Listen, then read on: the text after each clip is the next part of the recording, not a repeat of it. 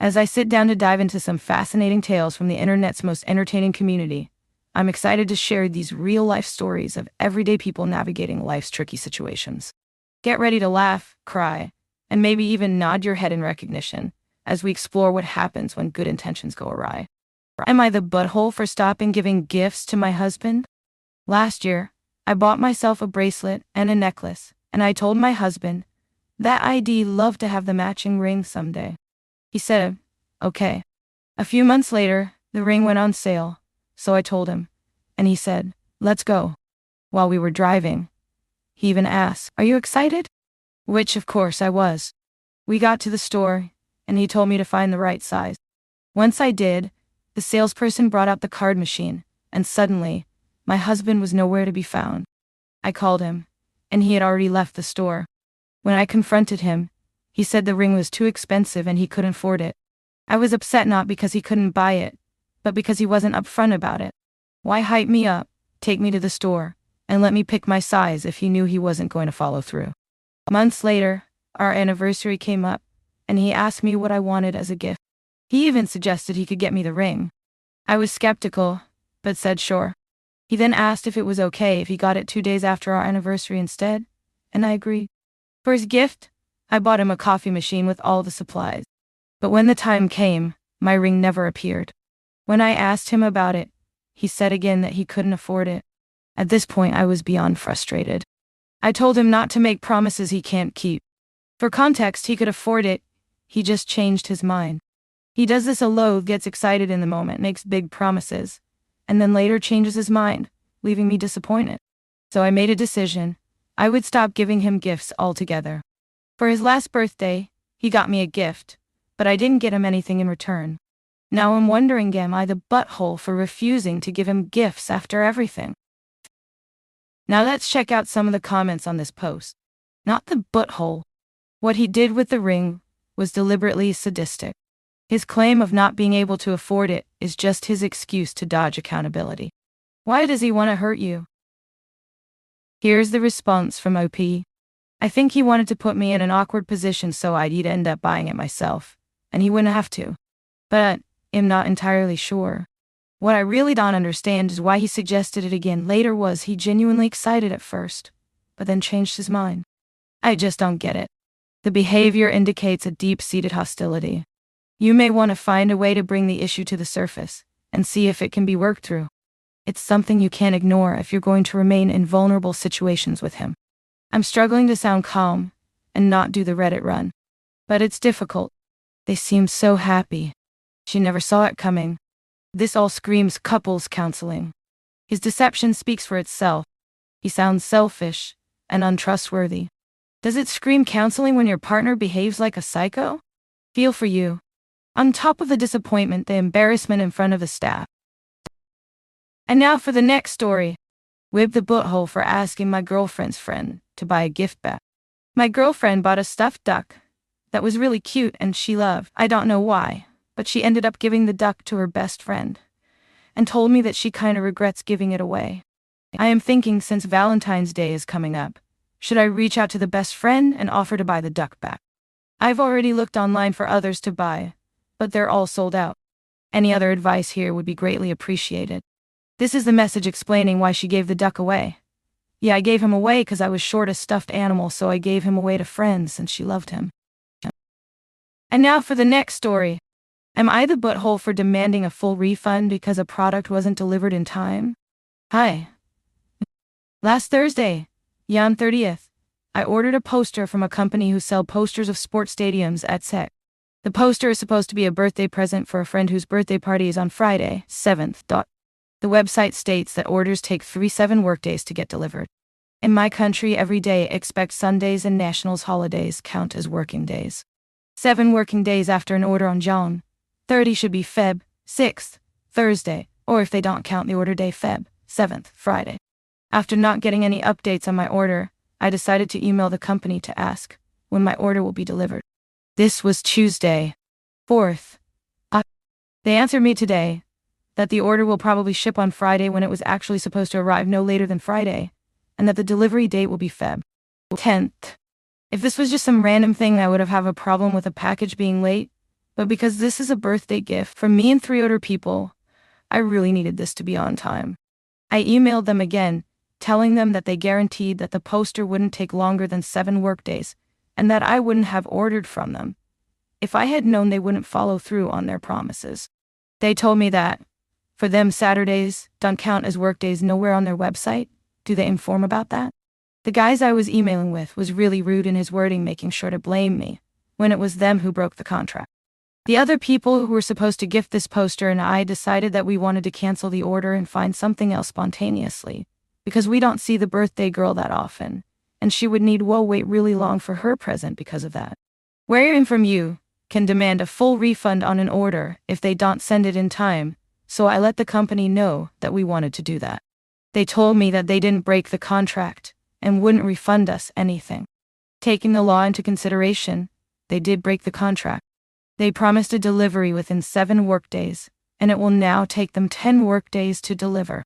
And because they didn't inform me about them not counting Saturday as a workday, I ordered from them, thinking it would arrive on time. They're now indirectly telling me that I am the asshole here. Offs, they won't actually write that, even though I feel like I am in the right. Of course, an earlier order would have been better, but the last person of the group took until Thursday to agree on the present, and the poster should have arrived on time. I know this isn't a super bad story, but now we either don't have a present on Friday because it hasn't arrived yet, or we buy something else and then get stuck with this poster that no one else of us want to put up in our own apartments. Am I the butthole? And now for the next story. Am I the butthole for correcting a friend when she said she rehomed her cat? My friend told a story about rehoming her cat because it wouldn't stop going to the bathroom on her bed. She said she put the cat in its carrier and left it outside the door of her salon before they opened. She said she checked in later, and one of the girls had decided to adopt the cat, so the rehoming was a success. I told her that what she did was not rehoming, and that what she had actually done was dump her cat. I told her that rehoming involved finding an owner and vetting them in advance. She got very angry at me for judging her. Am I the asshole?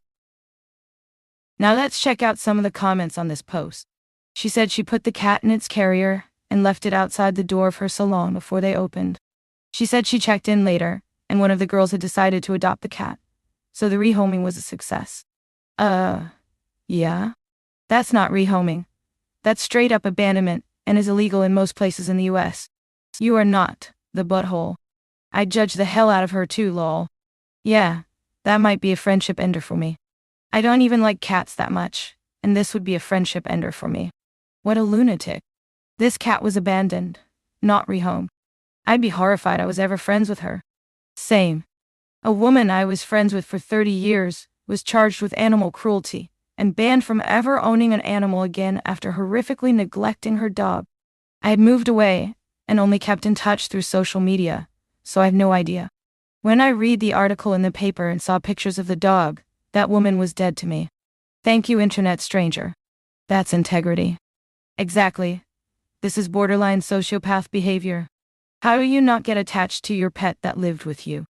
I'm not a dog person, but when I was traveling with my husband, long-haul CDL driver, we caught a couple of people trying to dump their dogs, one at a truck stop, one at a highway rest stop. We confronted them both times, relatively nicely, using our phone to look up nearby shelters, and reported their license plate in case they drove off and tried that shit again. And now for the next story. What if I denied my neighbor's family access to my Wi-Fi? So me, 25 male, and my fiance, 24 female, live below an older guy in our apartment complex. His name is Doug. He's super nice, kinda lonely, and has a really sweet little chihuahua. We have a pretty good relationship with him. I've helped him set up his cable and his new phone, made plates for him on nights that we had a little leftover dinner, helped get his groceries from his car. Just neighborly stuff. Well, a couple weeks ago his daughter, son-in-law, and their 4 kids moved into his 2-bedroom apartment with him because they lost their home. I don't know the details. He told my fiancé that they would be staying with him until they got their taxes and hopefully could find a place. Now, that's a major break in the lease, but I've not said anything as I've been homeless before and understand how hard it is, especially with kids. All I've done is ask that he keeps his grandkids quiet past 9 p.m., as they've stomped and ran around and woke up me and my two kids multiple times. He's managed to get them quiet. His son-in-law, who isn't a fan of, came down to our apartment a couple days ago while I was at work and asked my fiancé if he could use our Wi-Fi sometimes so that his wife could continue to homeschool their kid. She was caught off guard by the question, as we've never met the guy, don't even know his name, and wasn't really expecting the question at 8 p.m. She said she didn't know anything about the Wi-Fi, as a way to just run him off, and that I handled it all. He asked when I would be home, and she told him 11 p.m., and he was like, oh, that's too late. I'll just come by tomorrow. My fiancé advised that he shouldn't, but he did anyway. Last night around 6:45, we had just sat down to eat dinner, and he comes knocking on our door. I ignore it, as I'm eating dinner, and our 3-year-old has the flu, so he was extremely fussy. A couple minutes goes by and he knocks again, and I ignore it as I'm still eating dinner and trying to get our 3-year-old to calm down and eat. I wake up this morning to a note on the door asking if they could use our Wi-Fi as Doug doesn't have it, and his kids really need to continue their curriculum, but I have a feeling they also want to just mooch off of our Wi-Fi. Also, his wife is a Som, and has had plenty of opportunity to ask me when seeing me outside and passing. Wibta if I denied them access. Now let's check out some of the comments on this post. Not the butthole. Don't do it. Anything someone does on your line is your responsibility. Download something illegal, commit a cybercrime, anything like that, you will have to deal with it. There was a bar I used to like to go to with free Wi-Fi. They ended it because someone downloaded a TV show over the Wi-Fi, and the bar got a DMCA letter, which was not just a scare tactic, as this was a business. The bar was fined heavily. Just imagine the bad stuff someone else could do on your line and having to deal with it. I think you'll agree, it's not an option. Came here to say this. I know a landlord who let the family renting the downstairs apartment from him use his Wi-Fi. It was all fine until Comcast blocked their access because the son of the family downstairs was pirating movies. Of course, it could have been a hell of a lot worse if the FBI showed up at his door asking questions about what his account was downloaded. An apartment building I used to live in offered access to its access for residents who didn't want to pay for their own network. It was all fine until management started sending out notices that if people didn't stop illegally downloading stuff, they would be turned over to law enforcement and the entire building's access would be cut off. Of course, that didn't stop it. The next series of notes said things like, stop download title of really inappropriate movie and really inappropriate content. Still didn't work. Then the last note, free internet will end as of Friday. Here's the numbers for the companies you can sign up with. It's so disappointing one entitled person had to ruin it for everybody. I was more disappointed that the complex didn't set up Dotto and a VPN. A good friend who's an IT pro nearly choked the first time he visited and asked about my Wi-Fi. I got a stern lecturing. That's always the way it goes. It's so trite to say, this is why we can't have nice things, but some entitled loser is always going to look for ways to take advantage of perks and benefits, and then screw it up for everyone else. I don't think them not asking directly is an issue. They attempted to. OP avoided them. Yeah, Op should have just answered the door, said no. It's perhaps a 2-minute conversation. Like and subscribe for more awesome daily Reddit content.